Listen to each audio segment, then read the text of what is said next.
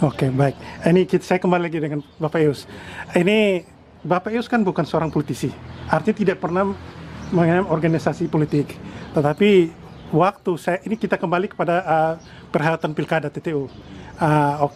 Waktu debat pilkada ini banyak orang yang belum tahu tentang siapa sih Pak Ius itu. Orang hanya mungkin hanya melihat dari Pak David Juhandinya, tidak melihat ini. Tapi waktu debat kedua, Pak Ius tampil luar biasa. Ini pendapat kami, pendapat media. Nah, saya ingin bertanya, waktu itu Bapak Ius menerima pinangan Pak David Juhandi itu motivasinya apa sebenarnya? Baik, sebenarnya berkaitan dengan masalah politik, memang kami ASN. Yeah. ASN yang orang bilang netral, tapi sebenarnya bukan netral. Karena ASN juga mempunyai hak pilih. Jadi dia pasif, tapi netral tidak boleh. Sehingga kita boleh pasif, bahwa tidak berusaha untuk menggerakkan massa, tetapi karena kita juga punya hak pilih, maka kita tentu harus turut juga mengetahui dan mengikuti perkembangan sistem politik yang ada di republik ini. Dan orang mungkin tidak ingat, tetapi dari organisasi-organisasi massa, saya itu ketua pemuda Katolik 3 periode di Kepra. Oh ya, ini kita perlu tahu juga, ini kami baru tahu. Banyak orang mungkin tidak tahu, padahal banyak orang tidak harus tahu bahwa dulu Mepenta dan masa orientasi penerimaan anggota, persiapan pemuda di lingkungan Katolik di Kepra ini, saya penggeraknya. Dan itu mungkin banyak orang yang tahu, tetapi yang namanya perkembangan politik kan tentu keberpihakan itu kan sesuai dengan apa yang ada pada masing-masing orang. Lalu kemudian di Komda Provinsi, di Pemuda Katolik Provinsi, saya juga adalah salah satu kepala bidang organisasi, bidang kerohanian. Di Komda Pemuda Katolik saya pernah menjadi ketua bidangnya juga. Lalu memang tidak terlibat langsung di PMKRI, tetapi sebagai dirjen Bimas Katolik, saya tentu juga sering bertemu dengan organisasi PMPRI dan juga pemuda Katolik dan wanita Katolik. Sehingga secara tidak langsung saya juga bersentuhan dengan politik, apalagi dalam jabatan-jabatan saya yang terakhir sebagai Kakanwil dan sebagai dirjen. Tentu memang masalah birokrasi, tapi pekerjaan itu juga tidak bisa terlalu jauh dari hal-hal yang berhubungan dengan politik. Sehingga rupanya masyarakat itu tidak paham ini, tetapi dalam dunia politik sebenarnya saya sudah bergelut sesuai dengan profesi saya dan juga sesuai dengan apa yang saya buat selama ini. Lingkungan organisasi di gereja itu, saya ketua Dewan Pastoral juga bertahun-tahun. Dalam kaitan dengan organisasi untuk saya bukan hal yang biasa. Bukan baru. Bukan hal baru. Bukan hal baru. Lalu kemudian ketika di Jakarta tadi Ibu singgung tentang Fox Point Indonesia, saya juga adalah ketua dewan pengawasnya. Saya ketua dewan pengawas dan itu organisasi politik yang menghimpun semua elemen Katolik yang berpolitik di dunia, semua elemen Katolik yang bergelut di dunia politik yang ada di Republik ini. Sehingga sebenarnya mungkin politik praktis untuk langsung terjun di sebagai organisasi politik tidak, kami memang sebagai ASN kan tidak diperkenankan.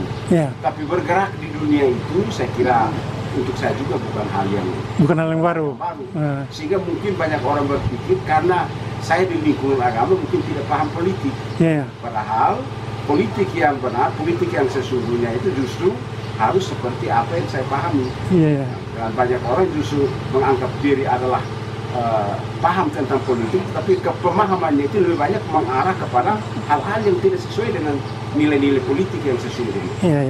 Ini yang tentu harus dipahami. Sehingga ketika saya menjadi dirjen dan itu kemudian sesudah pensiun pada tahun 2019, tadi saya langsung menyampaikan kami dua pada akhirnya bertemu dan kami dua orang birokrat semua, tetapi Pak David juga yang sama seperti saya, karena sebagai kepala dinas dia juga tentu sering bertemu dan berrelasi dengan masyarakat, dan dia juga tentu paham akan politik. Dan dari pengalaman kami dua melihat memang titik ini banyak hal yang masih harus kita benahi. Dan cita-cita kami itu memang untuk membenahi titik. Membenahi itu karena terus terang saya harus menyampaikan bahwa di dunia nasional, bahkan TTU ini juga termasuk daerah yang suhu politiknya harus menjadi perhatian nasional. Karena suhu politiknya cukup tinggi, dan ini kalau tidak dibenahi sejak awal dan dia terus berkembang, satu saat TTU ini akan terjadi konflik, menjadi daerah konflik. Dan ini yang menjadi perhatian saya dengan Pak David. Kami juga masuk untuk menjaga kerukunan, kedamaian, dan persatuan masyarakat TTU dari berbagai kelompok suku, dari berbagai etnis yang ada, agama yang ada, suku yang ada, supaya masyarakat itu betul bersatu untuk membangun diri menjadi lebih baik dan lebih sejahtera. Itu cita-cita kami. Baik. Ini kita lihat dari persoalan di TTU ini kan, kita daerah ini sebenarnya termasuk daerah yang masyarakatnya dulunya sangat santun. Ya, orang TTU itu kalau dibilang ibarat orang Jawa. Dia kalau memang kakinya keinjak, dia bilang, aduh mas tolong injak sekali lagi, gitu. Itu budaya orang TTU sebenarnya, gitu. Tetapi akhir-akhir ini karena situasi politik identitas, sehingga akhirnya ada kecenderungan bahwa saya orang Insana, saya orang Biboki, saya orang Miomavo, itu terfragmen dalam pilihan-pilihan politik. Nah, ketika Bapak misalnya seandainya dengan izin Tuhan menjadi bupati, wakil bupati di TTU, kira-kira apa yang Bapak lakukan menggunakan pendekatan tadi itu, pengalaman di bidang agama? Jadi baik, dengan melihat kondisi TTU seperti saat ini, bahwa pengaruh politik identitas, pengaruh politik transaksional, lalu masyarakat TTU ini terkotak-kotak. Bahkan terkotak bukan hanya antar masyarakat, tapi elit-elit daerah ini juga menjadi terkotak. Antara eksekutif dan legislatifnya sering ada bentrokan, sering ada perpecahan dan bahkan perkelahian antara tubuh eksekutif sendiri, Forkopimda misalnya, di antara di dalamnya juga apa yang diusulkan oleh Kapolres, lalu yang itu mungkin juga tidak disetujui oleh yang lain. Nah, jadi di dalam saya sudah ada itu. Di Inmafo, Insana dan Miomavo. Ini istilah ini juga sangat syarat primordialisme. Karena dengan menyebut istilah ini, ya kami ini orang Inmafo, kami ini orang Miomavo, kami ini orang Biboki, kami ini orang Insana. Nah, ini istilahnya saja sudah mengkotak-kotakan. Lalu kemudian karena kondisi ini, lalu suku-suku yang ada di daerah ini juga mulai terkotak-kotak. Apalagi dengan pilkada seperti ini. Saya ini orang Miomavo, kamu seperti saya. Lalu artinya mulai bahasanya mengkotak, tidak bisa mengkotak, sehingga apa yang harus kami buat? Karena kondisi ini, maka yang harus dibuat pertama sekali di daerah ini ketika kami terpilih, kita harus buat rekonsiliasi antara pimpinan daerah, antara kelompok-kelompok masyarakat. Salah satu yang kami buat, kita kumpul semua raja dari 3 suap raja ini, lalu kita berkumpul dan kita jahit kembali persoalan ini.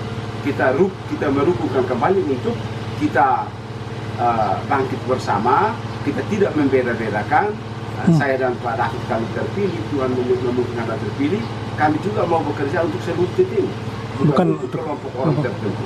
Harus melihat TTU sebagai satu yang bahasa orang selama ini orang bagus, satu rumah besar. Tetapi istilahnya bagus, isinya terkotak-kotak.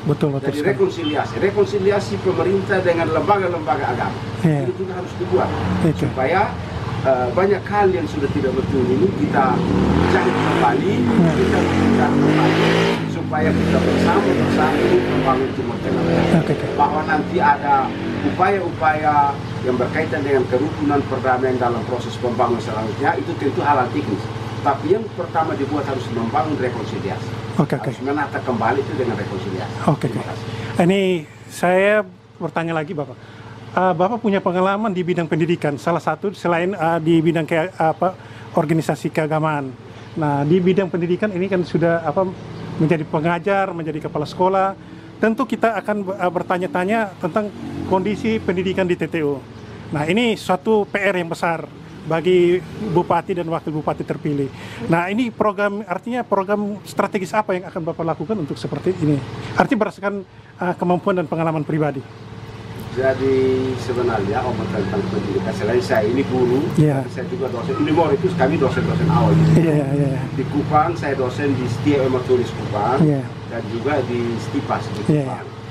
Jadi sebenarnya dalam kaitan dunia pendidikan saya juga sudah punya cukup sejumlah pengalaman dan pengetahuan. Waktu masih di KEFA selain kepala sekolah, saya juga pengurus yayasan, YAPR di Sekarang ini di Jakarta masih aktif sebagai salah satu pengawas dari yayasan pendidikan yang namanya Yayasan Tegar. Yayasan Tegar dan Terang dan Karam. Ini yayasan yang mengurus menata berbagai persoalan pendidikan di Republik ini. Yang menata itu, dan saya salah satu pengawas di yayasan itu.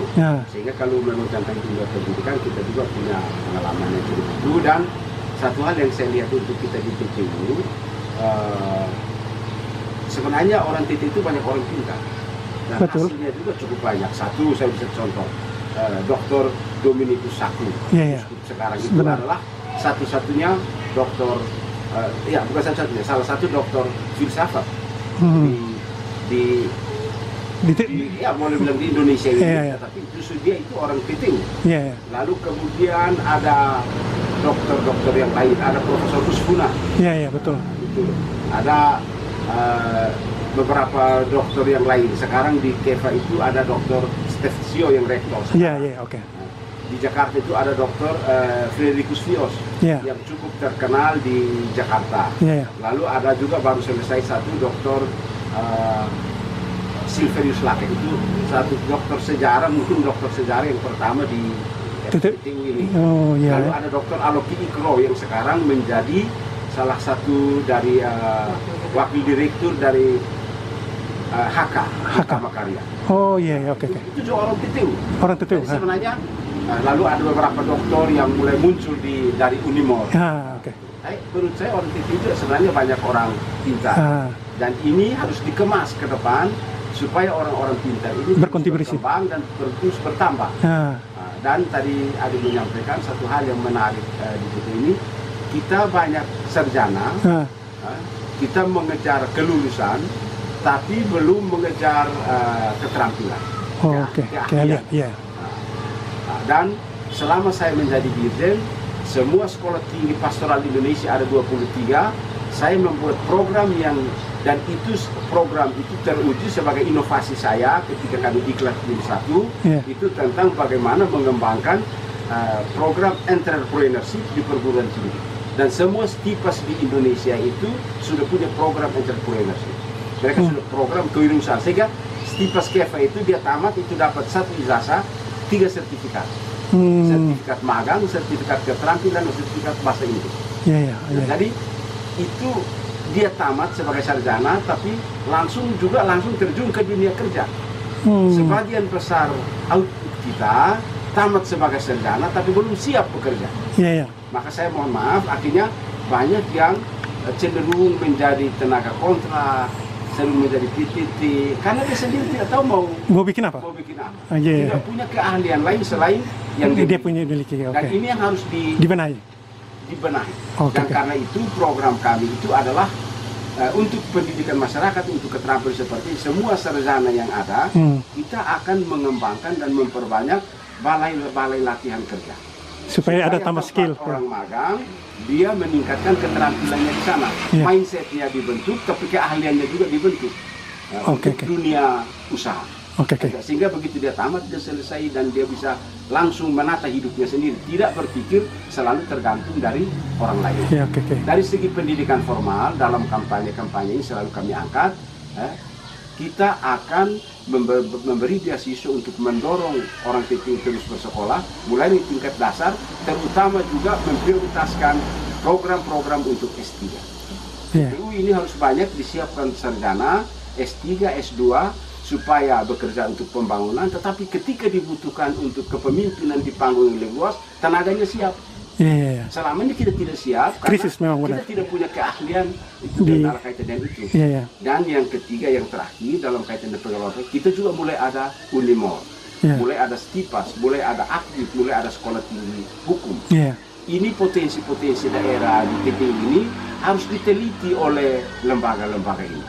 Harus Pemda harus bermitra dengan lembaga-lembaga ini agar lembaga-lembaga ini semakin tinggi perannya dalam meningkatkan pembangunan di Timur Tengah. Wah, itu menarik sekali Bapak. Gitu. Oke, baik. Saya